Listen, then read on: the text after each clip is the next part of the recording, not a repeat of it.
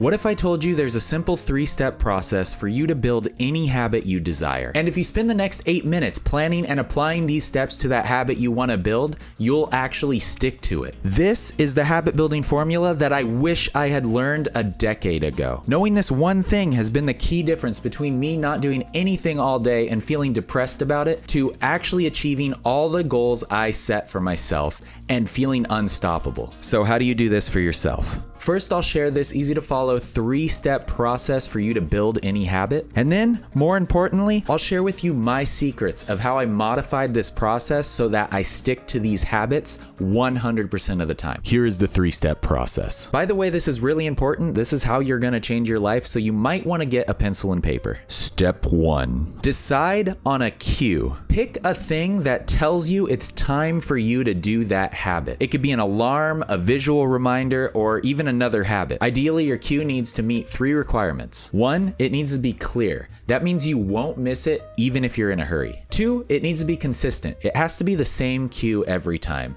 You need something that you will associate with the activity that you're about to do. And 3, it has to be doable. Your cue has to be at a time that you can actually do that activity, that you're not distracted, that you'll be in a place that you can do it. Now here's step 2, the most important step and the one that you will really want that pencil and paper for right now. Figure out the habit's routine. Break down your habit into steps. This will help you prepare and avoid obstacles once you begin. So how do you know what your routine should be? Well, I have 4 hints for you. 1, consider what your goal is for the habit. What are you trying to achieve with this? What is your outcome, your goal that you're trying to achieve? Make sure it aligns with that. 2, don't be afraid to start small. Any progress is better than no progress. If you getting started is just too big of an obstacle for you in your mind, don't be afraid to make the thing you got to do small. Just do something. Once you get started, it's much easier to snowball into doing more of that work. 3, if you feel you don't know enough to get started about the thing that you're trying to do, don't be afraid to build learning into your routine. That way it doesn't keep you from getting started. Learning can be your action. And 4, rough it out. These steps will totally change. Once you get started, you're going to realize that you probably didn't have anything right. But figuring this out now will at least give you a starting point and will be one less obstacle that you have to deal with when you decide to do this thing. Now, after you've identified your routine, make a list of all the stuff you need to complete this. What are the tools you need? Now you got to find them, download them, order them, collect them, do whatever it takes. Get everything gathered together so that you have no obstacles when you're starting. Don't go into this without the tools that you need. Set yourself up for doing this first. And step 3, choose your reward. Choose a small reward for you doing the thing to help your brain want to do it again. Now you may be saying, why do I need a reward? Isn't it satisfying enough that I did this thing? Sometimes the habit is enough of an intrinsic reward, but I would recommend you add a small reward anyway. It doesn't have to be big, but it does have to be immediate. That way your brain associates that reward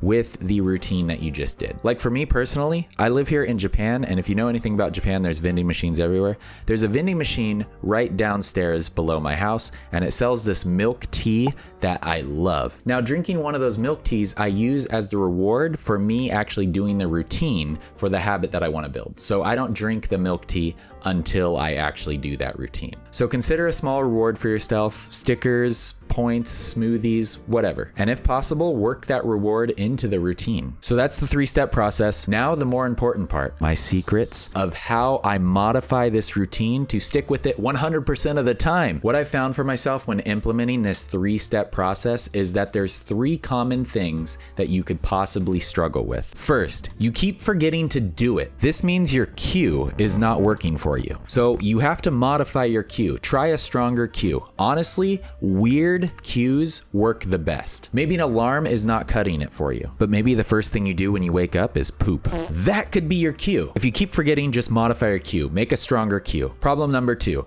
the task feels daunting and you feel overwhelmed, so you just never get started. This is where you simplify the routine. If you're trying to build a routine of working out every day, don't make it some big goal of going to the gym, working out for an hour, doing this thing. If it's too overwhelming and you never find yourself doing it, make your goal something simple. simple, like 10 push-ups after you poop in the morning, or 5, or 1. It doesn't matter how small it is as long as you do something. Because I'm telling you from experience that if you could just force yourself to get started, no matter how much you don't want to do the thing, if you could just force yourself to get started, even if it's 1 push-up, you'll likely get the motivation to start doing more. And 3, you just don't want to do it. So this is the hardest one. You may have to revisit why you're trying to do this thing in the first place. Make sure the outcome you're trying to reach is actually worthwhile to you. But the easiest thing you could do is just make the reward more exciting for you. Maybe that small milk tea isn't cutting it.